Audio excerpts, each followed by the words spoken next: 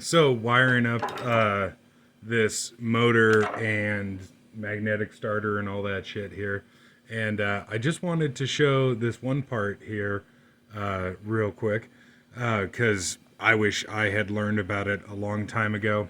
Of course, there's lots of different ways that you could connect the wires to the motor here.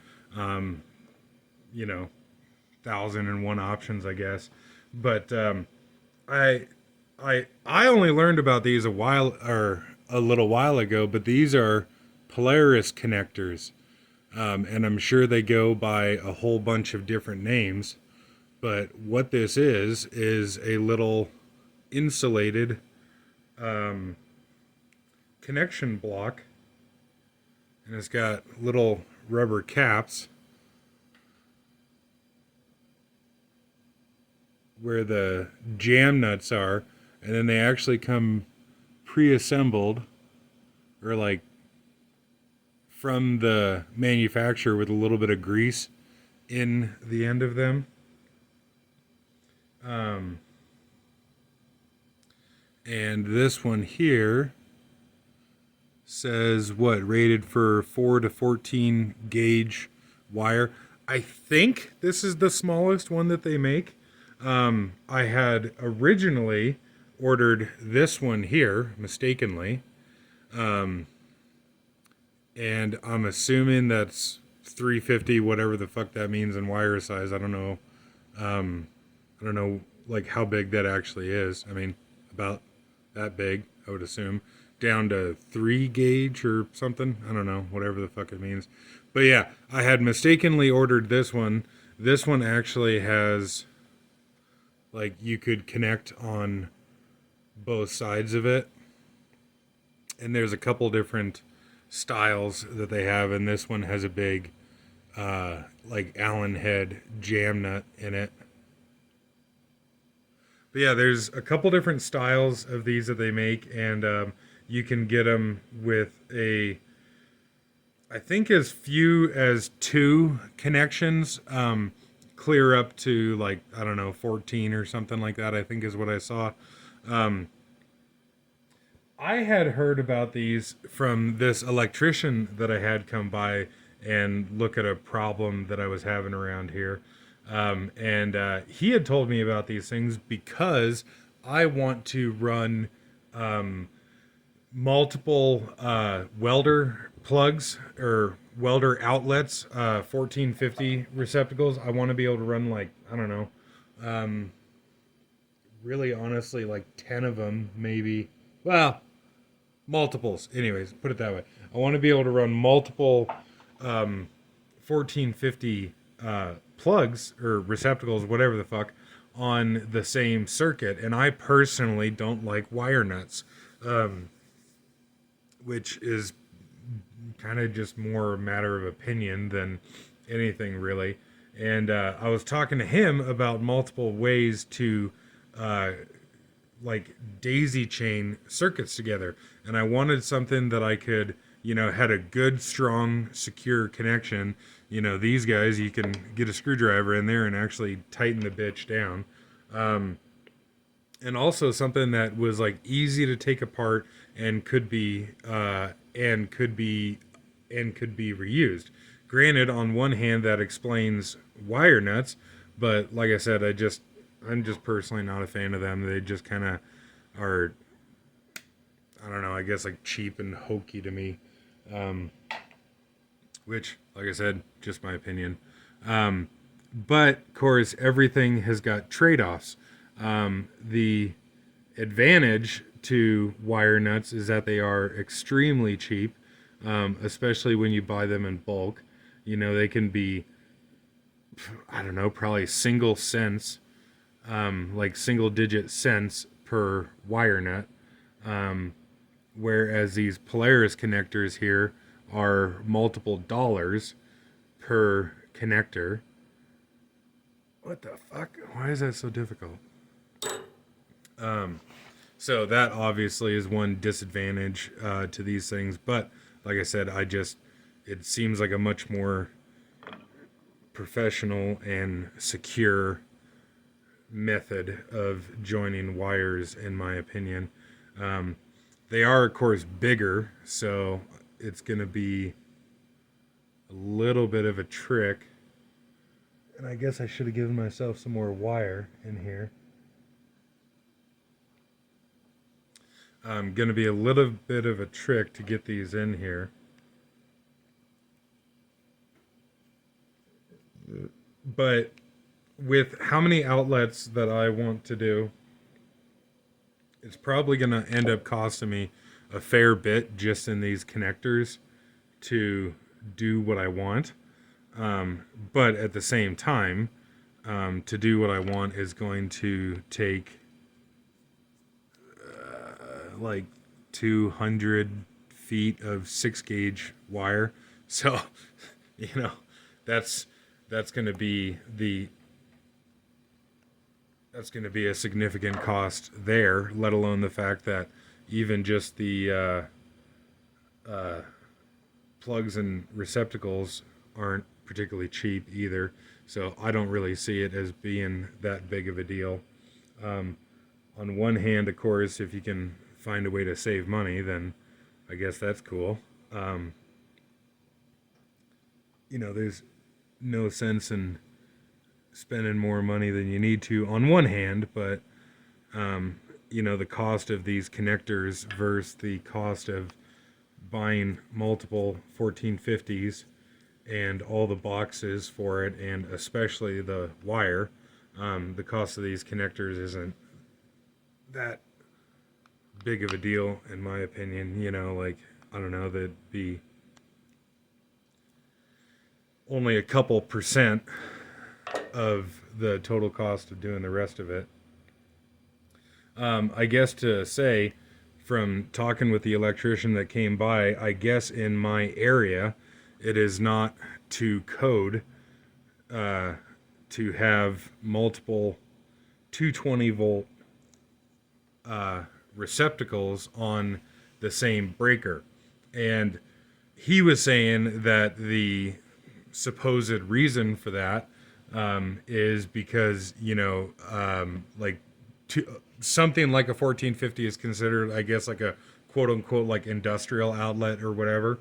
And so theory being that, you're supposed to have like a dedicated breaker to each outlet, because in theory, if you have a 50 amp capable receptacle, being a quote unquote industrial, that you're like, pulling the rated amperage off of that one individual outlet. And if you had, say, two 50 amp outlets on a 50 amp circuit, you could potentially pull 100 amps off it. And while that is, all well and good and true and everything, the same thing applies to the normal like 515 outlets that you have in your house. But I don't know, it's just a bunch of stupid bullshit. And code and everything is fucking dumb. Bunch of fucking retards sitting around coming up with shit to complain about, essentially. But yeah, so I got power hooked up to here. I can't remember which way I've got this thing wired as far as the rotation of it. You can switch the rotation of the motor by switching a couple wires in here. But I did want to show too this WEG motor. These things unfortunately are made in Brazil, which I'm not particularly a fan of. But they are like, very well made from the examples that I have seen. This end cap that goes on here, if I can get shit stuffed in there right, this end cap that goes on here is actually cast iron, and it's got like a little O-ring that goes around it. You can see there's some rust and shit on the bottom here. I got this thing used and I don't know the history of it, as far as, if it was left outside in a rainstorm or whatever. But the cover there is cast iron. This capacitor box, I guess it would be called, is cast iron. The mounting feet on here are all cast iron, and I would Yeah, looks like cast iron housing and all that shit, you know, nice lifting eye on top of it and what have you. Kind of hard to read. Well, there you go, made in Brazil. This particular one is a totally enclosed fan cooled, so you know it does have a fan on the backside. This is actually like the only piece of sheet metal on the outside of it anyways. Of course, tag sheet metal. The rest of it's all pretty heavily built and what have you. But yeah, so totally enclosed, so there's, you know, if it was like a dusty, dirty environment, it's cool for that. I'm sure it can to some degree take getting rained on and what have you. And yeah, on my other one of my other compressors here, I've got a Baldor totally enclosed motor on here, and you know, not saying that like this thing is dog shit compared to the other one. The capacitor cover, I think, is cast aluminum on this one, and yeah, it looks like a cast like inlet box here. This one does actually have a separate inlet box and capacitor cover. This one does say, you know, Balder, Fort Smith, Arkansas on it, but it doesn't actually say made in US anywhere on it. Oh yeah, and so this one, you can see there's the instructions for reverse and the rotation, and then this one here can run on 110 or 220 as well too. But like you see, this one here has got a sheet metal mounting plate on it, which it, you know, it works and everything. I just like how the WEGs are just bigger and beefier. And I guess too, I was going to point out these screwdrivers here made by Klein. These are like proper electrical screwdrivers and what have you. I think they say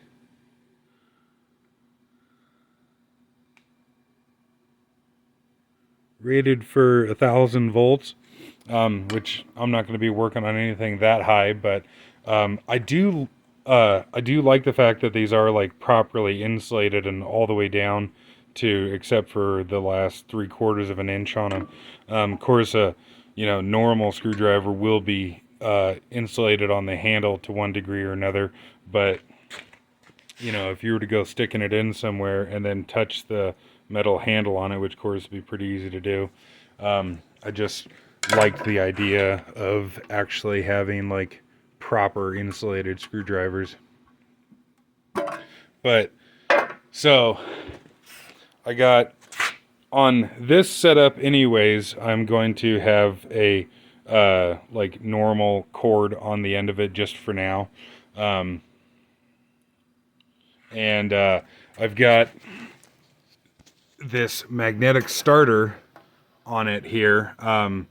And I guess I'll explain this a little bit because I would like, I wish I'd seen it. But so what this thing here is actually just a contactor. So it's just a on-off switch to start and stop the motor, because once you start getting into larger motors, the current that you have to break or make and break starts getting really high on motors. And if you were to have, say, like a 5-horse motor like this one here hooked up to just a pressure switch, it will very quickly damage the contacts in the pressure switch. So this is just a small, cheap Chinese one here. And if I can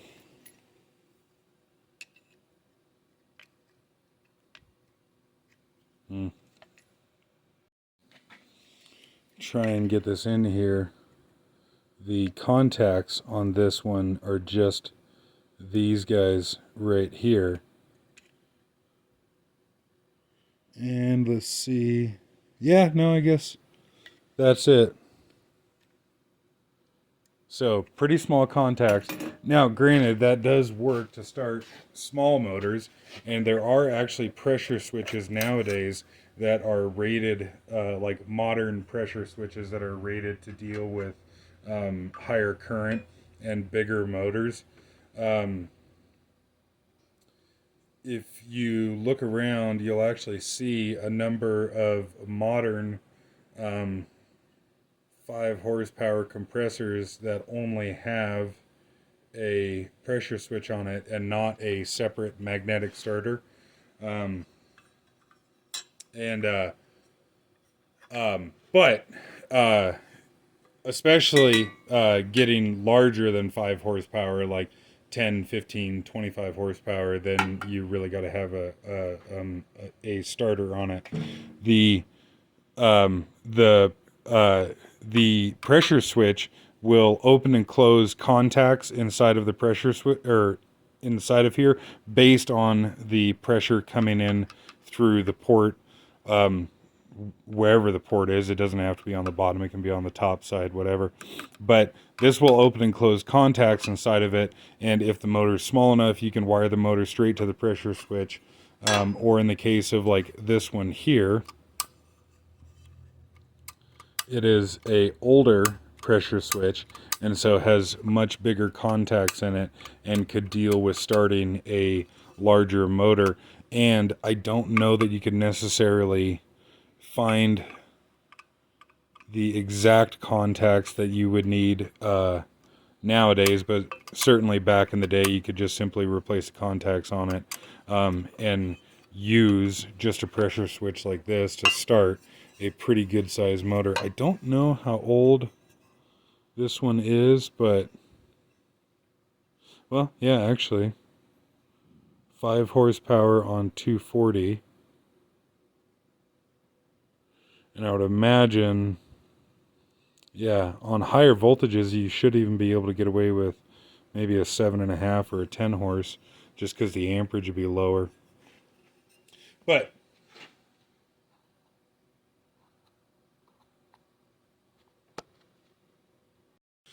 yeah, so a pressure switch open and close contacts based on the difference in pressure. Um, and in the case of modern pressure switches, they're small and have small contacts in them. Those older ones are definitely the way to go, given the choice. That older one is the one that's eventually going to go on this compressor here. Anyways, so this here is a is also a contactor, but this is activated.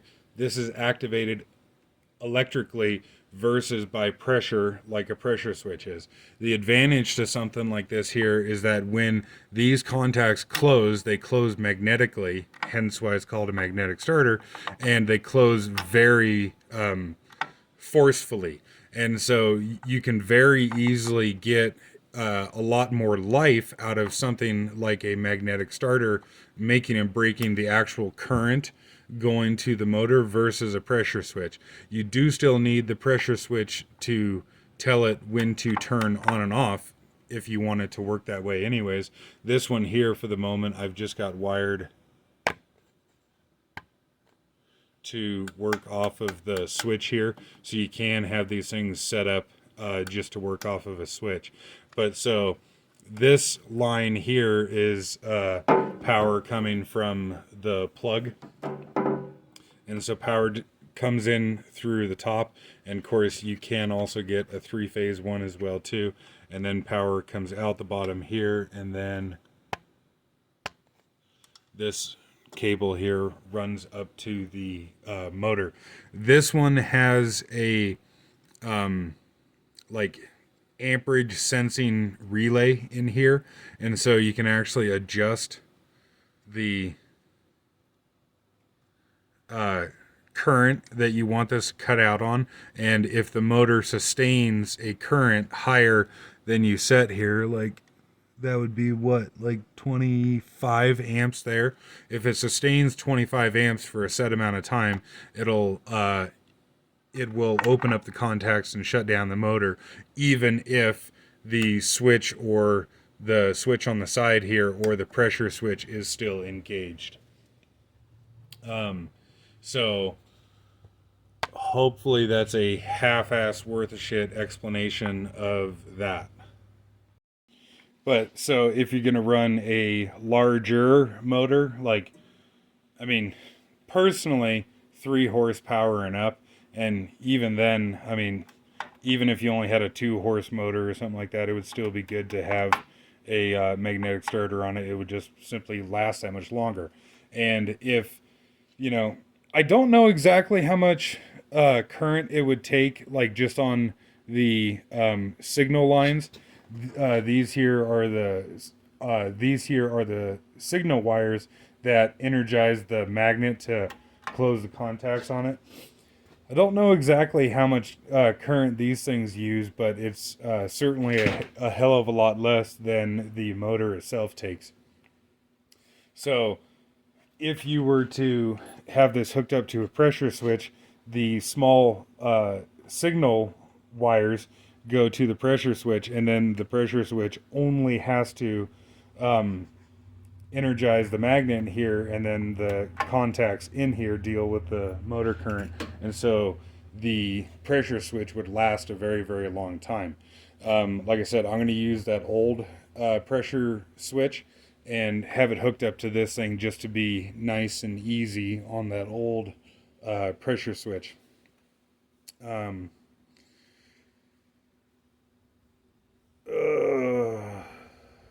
Fucking retarded and I can't think straight, but what's new?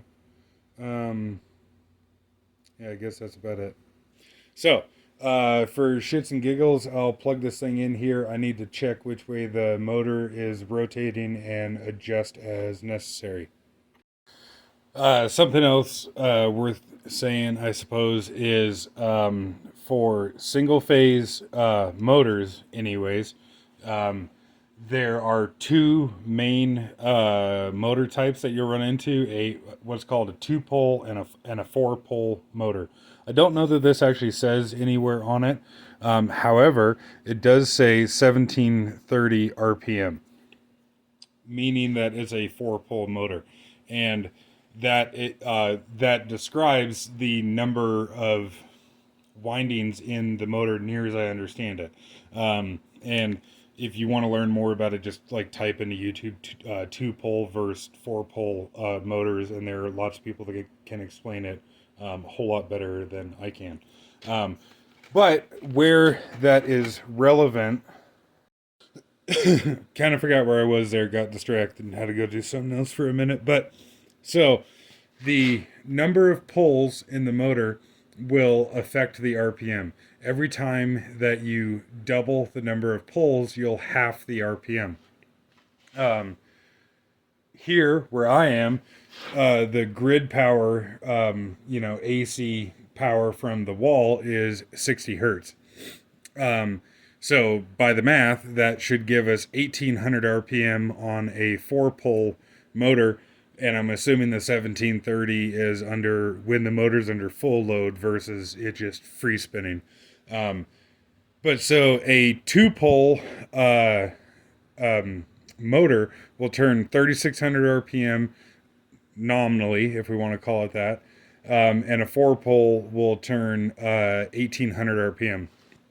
I've never done any proper testing or what have you, but just from my experience, there are 2 primary advantages to a 1800 RPM motor versus a 3600 for something like an air compressor.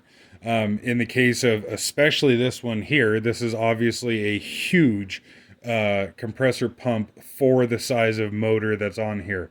Again, this is a 5 horsepower motor on a DeVilbiss 445 pump.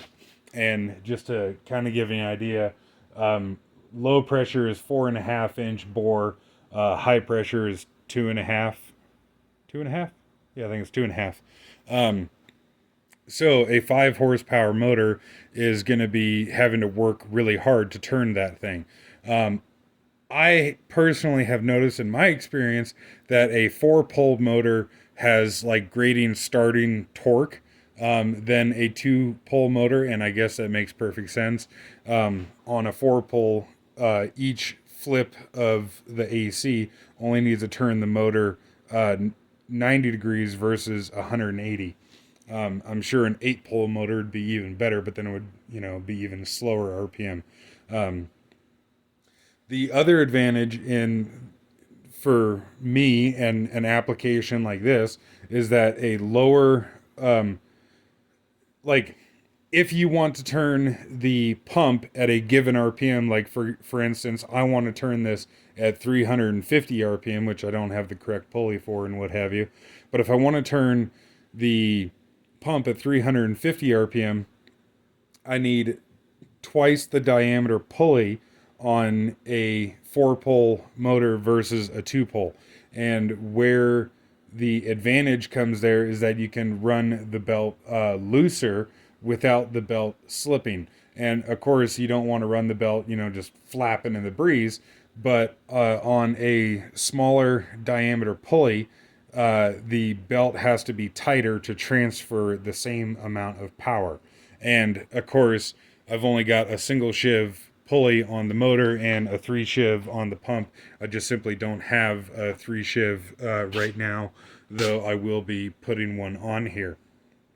And so, yeah, for me and my purpose, wanting to turn big compressors, a slower RPM motor is certainly beneficial for that. Oh, and I guess I should say too that motors like this have what's called a huge inrush current, which basically just means that it takes a hell of a lot more amperage to start the motor turning than it does once everything is up to speed. I don't know what that flywheel weighs. I mean, one of these days when I pull it off there, it'd be really interesting to weigh it. But that flywheel alone is probably 75 pounds or something like that. The whole pump weighs about 550. And so if you think about, needing to get all this up and going and rotating, that is a huge amount of inertia, again, for this size of motor.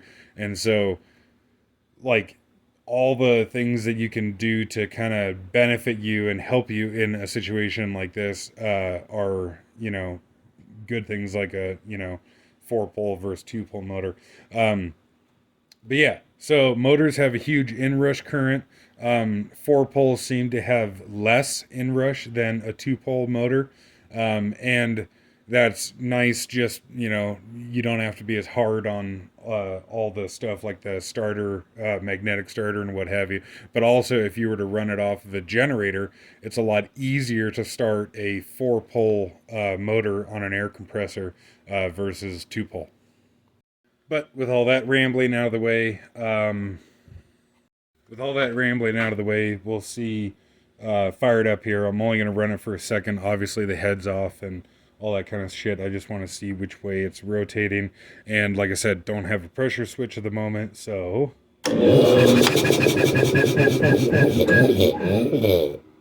Wow, that started a lot easier than I thought it was going to.